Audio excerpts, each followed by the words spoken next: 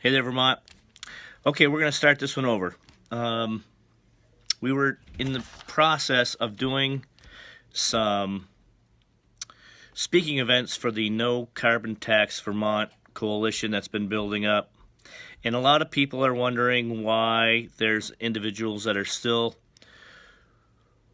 going around speaking about this issue, because let's face it, with the federal side, many of the federal U.S. Congress representatives pushing the Green New Deal.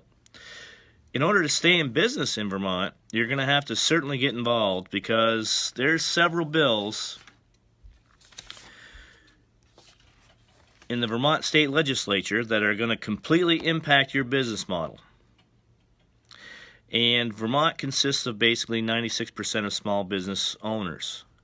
Okay, there are a few big companies in the state of Vermont.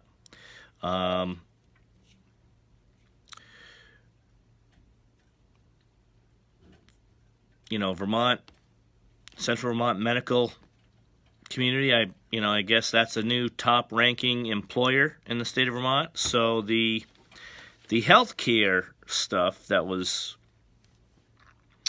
basically out there, saying we have an older tier of Vermonters that are retiring. Not too many are staying in the state of Vermont, especially if they push the climate change and the carbon tax initiatives that are in the Vermont House, the Vermont Senate. Many businesses have attended these presentations, but there's a lot of Vermonters that are still out there, especially some of the smaller business owners, still out there that are very confused. They're wondering, well, if they still see the Green New Deal being pushed on the federal side, and we know for a fact that that's been going on here in Vermont for quite some time. Okay, Sanders, Leahy, and Welch have been pushing the climate change, global warming, the climate change science. How is Vermont going to survive in the 21st century when we're one of the smallest states, smallest populated states, very rural, and where are all these green climate change jobs that they're talking about? Okay, we have Suncommon. We have a few companies that picked up on the tax incentives during the prior administration with President Obama, being the Green Initiative. However, much of the infrastructure isn't here in the state of Vermont, and as we're going through and we're reading a lot of these bills, there's a lot of business owners that really need to get involved, because when you're talking about, for example, the H51 S66 bills that are basically banning the fossil fuel infrastructure in Vermont. The bill prohibits construction of anything that moves carbon fuel around. There's a lot of businesses that are burning natural gas, or there's a lot of homes that are using natural gas as either a heating source or what have you, okay? That's going to impact a lot of businesses in the state of Vermont throughout all 14 counties. And the No Carbon Tax group, which is on the Green Mountain Republican Inc.'s Facebook page, there's also a website, www.greenmountainrepublicans.org. It's basically a history of Vermont politics. And yes, this is going on a software network engineering business site, because I am a small business owner that would like to get something started up here in the state of Vermont. Okay, our tax code is seriously rigged for failure, and I realize there's a lot of businesses that will probably argue with me or disagree with me, because let's face it, many of their business models started back in the 50s and 60s, and it has steadily gotten far more competitive. There's not the amount of funding out there that either used to be. I mean, I hear about a lot of these. Well, grants are taxpayer funding. There's a lot of companies that can get grants. Startup funding is hard to get, and especially when you've got so many that are trying to compete in a very small marketplace. I mean, Burlington, if you were lucky enough to start a business in the 50s and 60s, those families have done awesome in the Chittenden area. They have the market.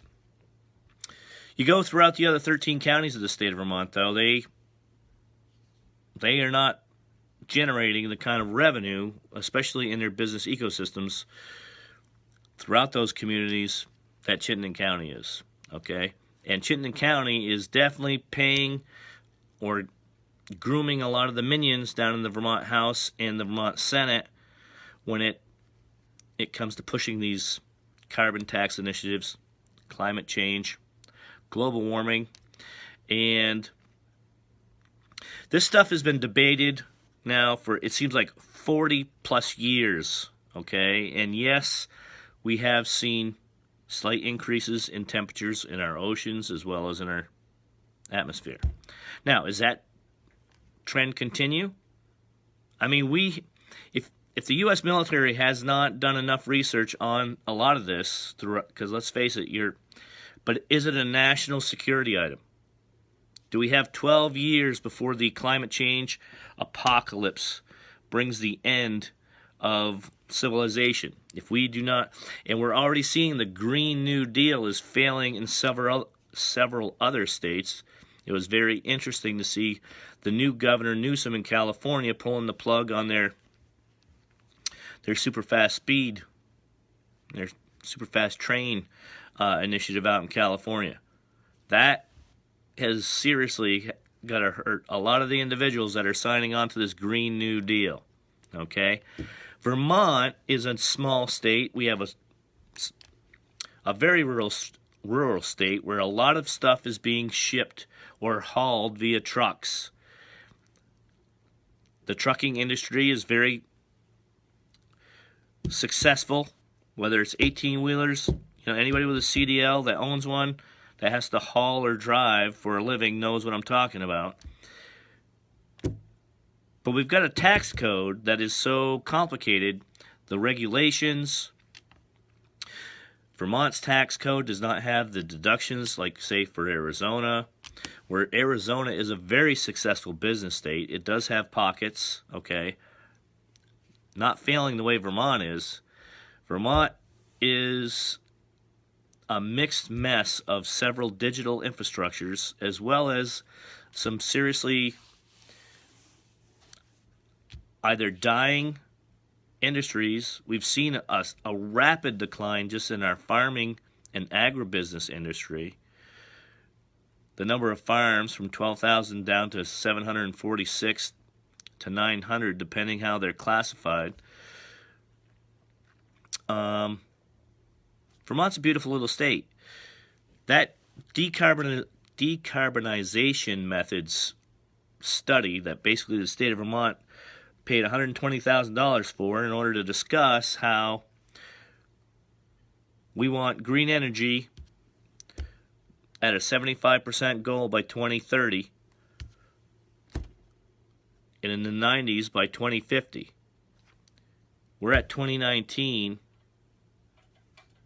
We have people leaving the state of Vermont because the tax code already is way too complicated. It's hard for a small business model to get started up successfully in a small market with the lack of funding, as well as a good digital infrastructure in order to sell your products either online. I mean, it's not impossible. I'm in the process of probably completely changing my payment process. Between PayPal and I think I'm probably gonna.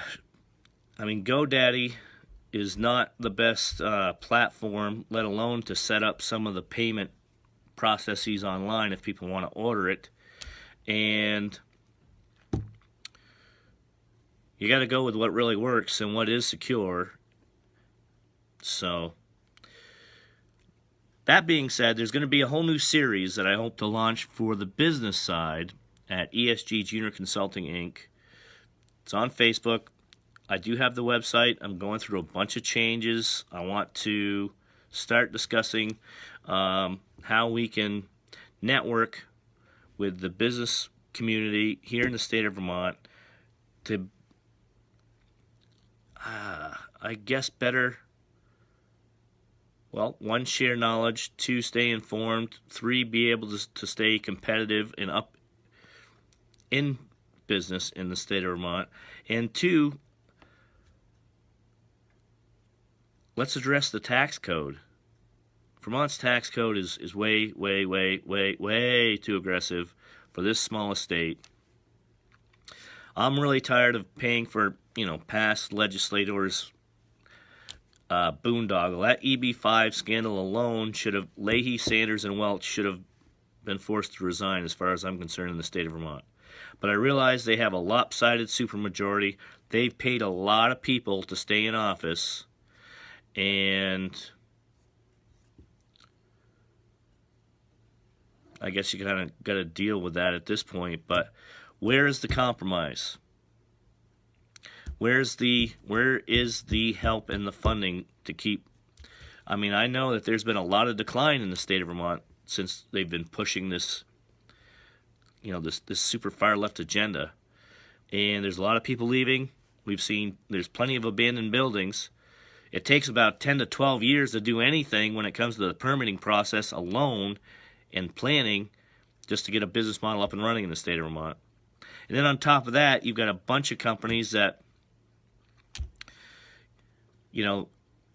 either aren't hiring or they're just trying to get used to the online hiring process. They say there's a job, you go after that job, and they're just waiting to either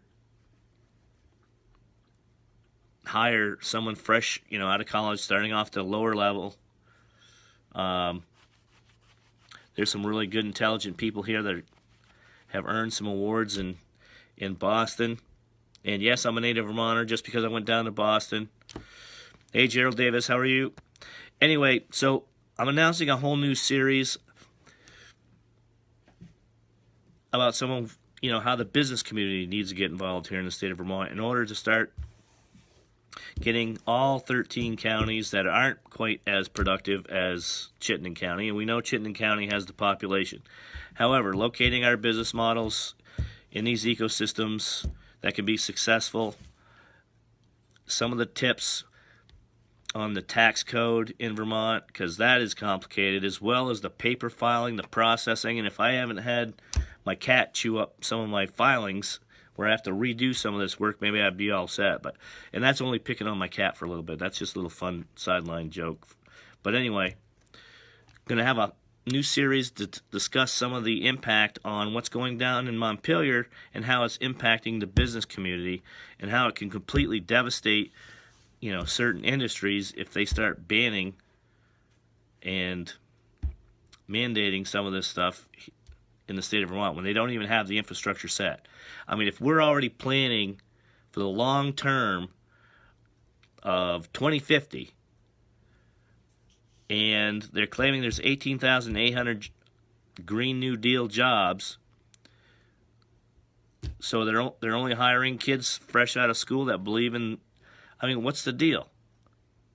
There's some very intelligent individuals that, all right, let's advance this technology. We've advanced other technologies. But unless I have a degree that says, I'm a climate change, I don't even know what that, I don't know. I'll have to probably research UVM, see what they're issuing as far as climate change degrees. But anyway, I would like to get networked with some business. We've got some, the No Carbon Tax Vermont group. It's a nonpartisan group. Would like to discuss more with, some successful business owners that definitely know how this would easily impact the state of Vermont, the affordability of Vermont, as well as devastate a lot of business models throughout the state of Vermont. So I hope I can get some comments. We'll start to build up this, a good network of business owners that are pretty concerned about what's going on down in Montpelier that could completely devastate their business models. So have a great day.